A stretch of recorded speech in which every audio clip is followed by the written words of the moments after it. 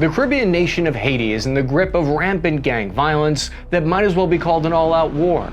On March 3, 2024, criminal elements organized a massive jailbreak of over 4,500 prisoners who overran the capital. Various heavily armed factions now control approximately 80% of Port-au-Prince, shutting down the airport and forcing more than 360,000 civilians to flee the city and its surrounding areas. However, the local Haitian police force is about to be reinforced by a 7-nation UN security mission led by Kenya. They just got the green light to deploy to Haiti after 7 months of delays. We'll see how this is now the latest UN mission in a decades-long string of controversial foreign interventions. The goal of the security mission is to fight the gangs and stabilize the country, to allow for free and fair elections to be held. However, the challenge will be to ensure UN forces don't simply add to the ongoing violence. What historical factors have complicated the response, and what challenges will the UN security mission face in their plan to defeat the gangs? But first, when I was in boot camp at Fort Benning, my drill sergeant would yell at me and smoke me for having a 5 o'clock shadow. I wish I had Henson Shaving back then, because their razor gave me the closest shave I've ever had with zero irritation on my skin. If you're cursed with hairiness like me, you need a close shave, so you don't have peach fuzz growing on your face within 3 hours. Born out of an aerospace company in 2020, Henson harnessed their expertise to develop a razor system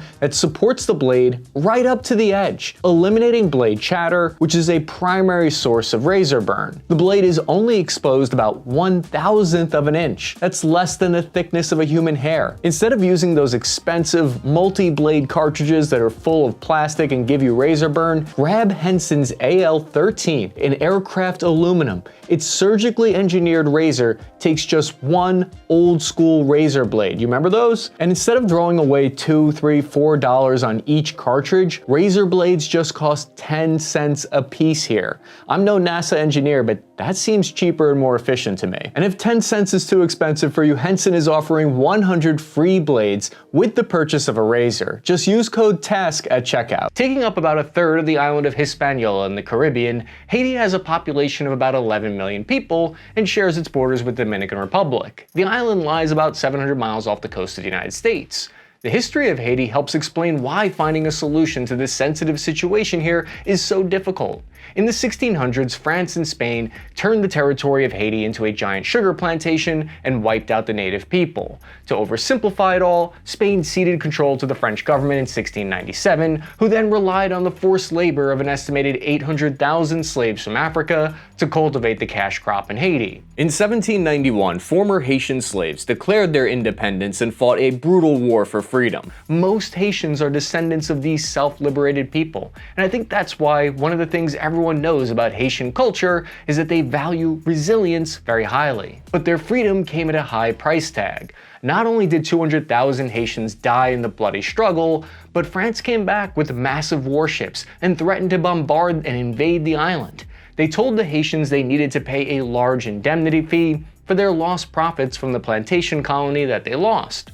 The French government offered to let them keep the island, but only if Haiti agreed to pay them reparations of 100 million francs. Today, that's around $21 billion if you can accurately account for inflation across that long of a time period. And so Haiti, with a cannon to their head, was forced to pay 80% of their revenue for the next 122 years. This is one of the factors that had the effect of crippling the country's economy before it even had a chance to get off the ground. This isn't to say Haiti has no agency or responsibility, but it helps give context to the situation today. Where there's poverty and lack of opportunity, there's also often crime and political instability. Haiti's government has since been a merry-go-round of corrupt presidents and authoritarian dictatorships throughout the 1900s. The United States at the time feared the instability would spread throughout the Caribbean and affect their interests. That's when the United States military occupied Haiti from 1915 to 1934. The occupation was unpopular both in the United States and in Haiti. And the reason I mention all of that is because it helps in part to explain why there's been so many delays in finding a foreign country who's interested in taking on this risky security mission. The historical stigma of colonialism in Haiti rules out many countries right off the bat. There are a number of reasons why the US is invested in the outcome of Haiti today. The Caribbean diaspora in the United States comprises more than 8.5 million people, meaning people who were either born in the Caribbean or have direct ancestry. The Caribbean is the third largest export market for US goods in Latin America, exporting over $21 billion in 2018. The US also seeks to keep migration levels stable. However, there are also clear lessons from history as to why the US has good reason for not wanting to intervene directly in Haiti. Dr. Christopher Sabatini is a senior research fellow for Latin America, writing for the chathamhouse.org. He said, quote, "There have been multiple unilateral and multilateral efforts to stabilize Haiti. None have ended well. In 1994, a US military force acting under UN authorization forced the resignation of the military government that had been disposed by the elected president. Popular protests forced the re-elected president Aristide to flee again in 2004, leading to another US intervention, later replaced by another UN force led by Brazil. Cholera is an infectious disease that's typically spread through contaminated water or food, and it can be fatal if it's not treated quickly. In the 2010s, Haiti had a unit of Nepalese UN peacekeepers stationed there. Their latrines leaked into the local residents' water supply and was responsible for killing 12,000 Haitians. Haiti's long list of problems with past UN security missions and foreign interventions is the reason why critics are saying another peacekeeping mission would be a mistake. They claim Haiti should instead be sent training and weapons to support their own local security. Any foreign military support to Haiti could be seen by the population as a foreign invasion meant simply to prop up a puppet regime. Without that sense of legitimacy, any future Haitian government could fall apart again. Further complicating matters, Haiti has been plagued by major natural disasters from earthquakes to hurricanes. A massive 7.0 earthquake struck the country in January 2010. This caused over 300,000 casualties and left 1.5 million people homeless. On the other hand, the UN peacekeeping missions did have success in restoring law and order and providing manpower where needed. Despite international humanitarian aid, it's hard for any country to recover from disasters of that magnitude, especially when you're already struggling with poverty, crime, and corruption. As a result of many different factors, Haiti is now the poorest country in the Western Hemisphere, with around 60% of their population living below the poverty line. So, all of this historical baggage was the backdrop for the current crisis that started beginning in 2018. Members of then-President Jovenel Moïse were accused of supplying money, weapons, and government vehicles to carry out a series of massacres that targeted neighborhoods critical of the Moïse administration. There were civilian casualties and countless allegations of human rights violations, eroding trust in the Moïse government even more. Planned elections in 2019 were canceled, and public protests grew against what they saw as a power play by Moïse to hold on to power. Meanwhile, the gangs battled it out with the police and each other, carving out more territory and influence throughout the poor regions and the neighborhoods of the country. In July 2021, a cadre of Colombian mercenaries assassinated President Moïse, plunging the country further into turmoil. Following the assassination, Ariel Henry assumed the role of acting prime minister. He was meant to be in the role temporarily until elections could be held. Since he took office in 2021, he's called for international security assistance to help stabilize Haiti. According to UN Human Rights Report, Haiti would require more than 5,000 international police reinforcements to regain stability in the country. The UN authorized a 2,500-strong police force led by Kenya. Haiti actually requested a UN security mission as far back as October 2022. A motion by the United States and Ecuador supported the action, but technically it's not a UN mission because they're not fully responsible for it, so it's being called a UN-backed initiative. The United States is largely set to fund it with $300 million, which is why critics are questioning if it's simply US intervention by another name. There are still conflicting reports about the UN mandate, meaning we don't know for certain if the Kenya police forces will have the authority to even arrest, or if they'll be restricted to simply protecting infrastructure. What type of police are they? Ken Opala, writing for the Global Initiative Against Transnational Organized Crime, reported, quote, "The elite officers are drawn from Kenya's Police Rapid Deployment Force and Special Operations Group. The latter has been fighting al-Shabaab insurgents along the Kenya-Somali border. They are no stranger to violent armed actors. Half of the contingent are expected to secure Haiti's critical installations, including the airport, while the rest will be involved in close quarters combat against the gangs. But then, a Kenya court blocked the deployment. They stated they had no constitutional basis for sending domestic police forces abroad, and that the government had been too hasty setting up the legal grounds for the mission. The people of Haiti also questioned whether Henry had the legal authority to call for such an action, since he's not an elected official. I can say I'm Prime Minister of Haiti, but that wouldn't be legitimate because there's about 11 million people in Haiti who didn't vote for me. While the court proceedings played out, Haitian acting Prime Minister Ariel Henry personally flew to Kenya to help get the United Nations security mission signed off on in February 2024. This is when Haiti's gangs took advantage of his absence, and there was an explosion of the worst gang violence yet. On March 3, 2024, while acting Prime Minister Henry was away in Kenya, several of the largest gangs banded together into a loose alliance called Living Together. The alliance coordinated attacks all over Port-au-Prince, attacking police stations, prisons, even the soccer stadium. The gangs overwhelmed and surprised the poorly equipped police. Things got so bad that President Henry wasn't able to return and was forced to land in Puerto Rico. Meanwhile, the gangs had seized control of almost all the infrastructure in the capital city, blocking aid shipments and demanding Prime Minister Henry's resignation. The loose alliance of gangs said that they're fighting an armed revolution against corruption. A few days later, on March 10, 2024, with the situation deteriorating rapidly, the US deployed what's called a detachment of elite fast Marines to reinforce the embassy. This is because the embassy was used to assist local Haitian security efforts with planning, intelligence assets, and medical relief. The Marine Quick Response Team was flown in by helicopter to bypass the gang's control of the airport. They were not to engage the gangs directly, but to provide security for the embassy. By the end of March, there was growing international pressure for Haiti's acting Prime Minister Ariel Henry to resign. The US government and the Haitian street gangs were on the same page on that. The people of Haiti themselves wanted him to resign because they felt he had done little to stop the gangs in the past 3 years. However, when Henry finally resigned, it threw a new wrench into the UN security mission plan. This resignation meant that Kenya's government felt they'd lost the diplomatic legitimacy for the mission, since Haiti didn't have a functioning government anymore. You can't make an agreement with a government that doesn't exist. The Secretary General of the Ministry of Foreign Affairs in Kenya said, quote, "Without a political administration in Haiti, there is no anchor for which a police deployment can rest. Hence, the government will await the installation of a new constitutional authority in Haiti before taking further decision on the matter." Consent is always important, especially in international relations, and if you don't have consent to help a nation, there are many historical examples of how that can backfire. There's a concept known as reciprocal agreements in foreign affairs. If there is no functioning Haiti government or no elected official to sign their end of the deal, it can't be seen as reciprocal or legitimate. Kenya questioned if the Haitian government is really capable of executing a bilateral treaty without an elected leadership.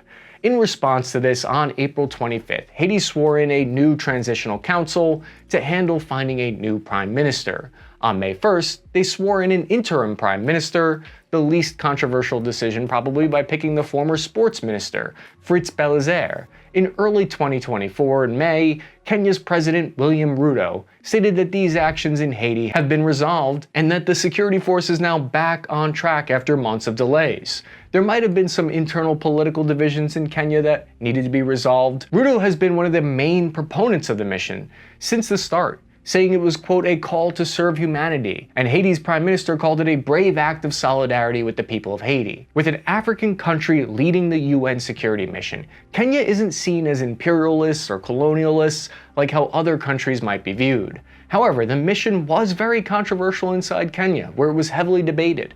Critics of the mission claim it's simply the United States outsourcing military intervention in Haiti.